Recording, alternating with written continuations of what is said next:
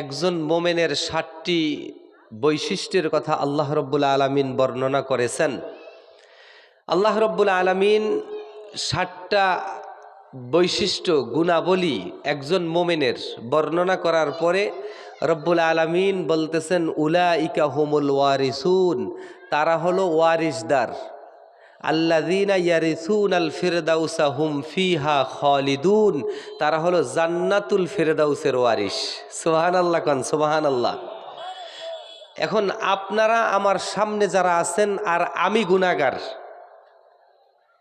সবাই মিলে কোরআনের এই গুণগুলি যদি আলোচনা করার পরে মিলায়া দেখি আমাদের কারো ভিতরে এই গুণগুলা নাই, এই গুণগুলি আমাদের বাস্তব জীবনে মিলায়া নিতে, আমলি জিন্দিগিতে বাস্তবায়ন করতে রাজি আছি কারা কারা? হাত তুলে দেখাই একবার।